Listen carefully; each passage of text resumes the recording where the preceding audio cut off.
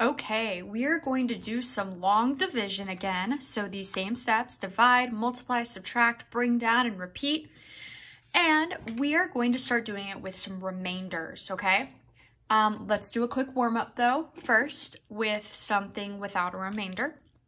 So let's go ahead and do 2 divided by 78. Go ahead and solve that really quick on your own, okay? So here's a reminder of how we solve these. So divide, I'm looking at the 7 first, okay? 2 goes into 7 how many times? Well, we know that 2 times 3 gives us 6 and 2 times 4 gives us 8, but we can't go over. So we're gonna do 2 times 3, which gives us 6, okay? And I'm going to then subtract. 7 take away 6 gives me 1.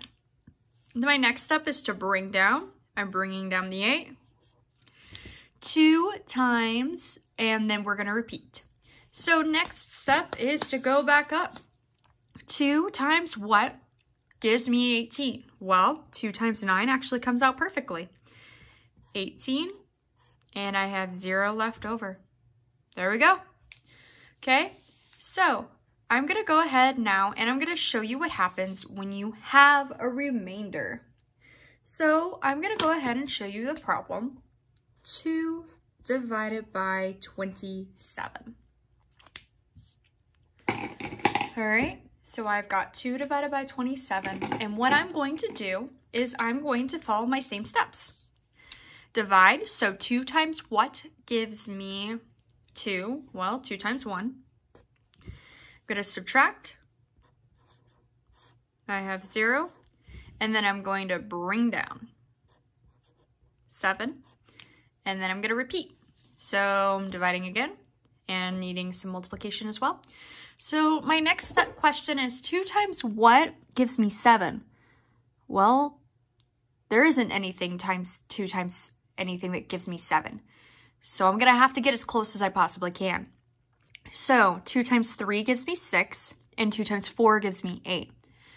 So I can go ahead and I can do that, but I'm going to have to do the 2 times 3 because I can't go over. So 2 times 3, I'm going to subtract the 6, and then I have 1 left over. But there's nothing left to bring down. So in that case, this repeat turns into R for remainder. I then write remainder 1 right there, okay? So anytime when you are multiplying and you get down and you have a remainder down here, as long as this number is smaller than this number, you're good. You've got the correct answer, okay? So I have 13, remainder 1. I'm going to show you another one, and then I'm going to let you try one on your own. Let's do 5 divided by 59. All right, so what I'm going to do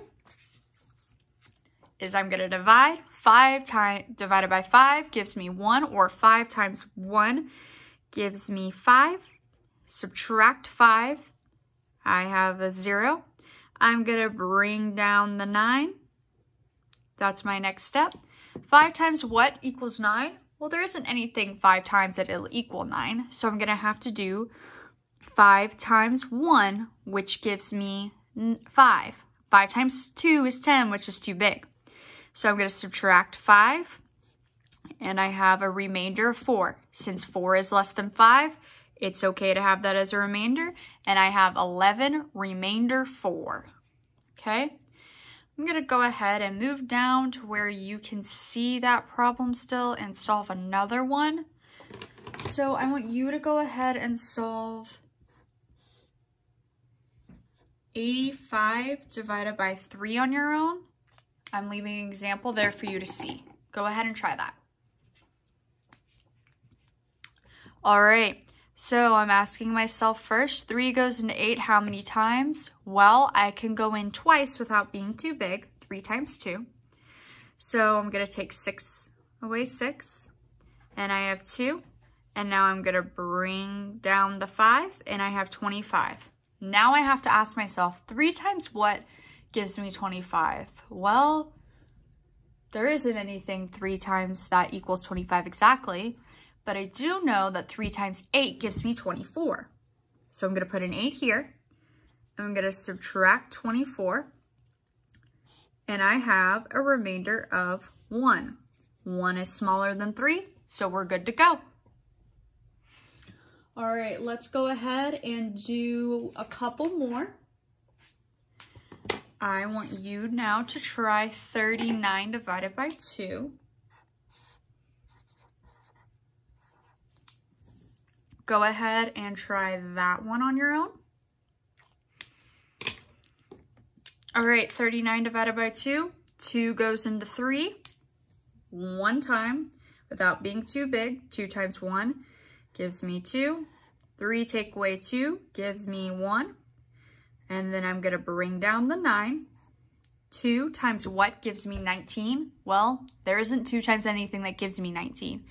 But 2 times 9 gives me 18. So I'm going to go ahead and subtract 18, and I have 1.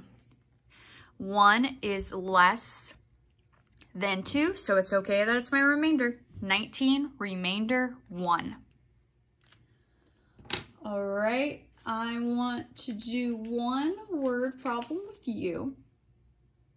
And then we are going to go ahead and we're going to move on.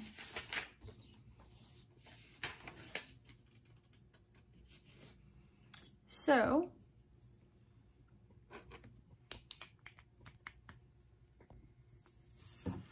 Wes bought 62 songs.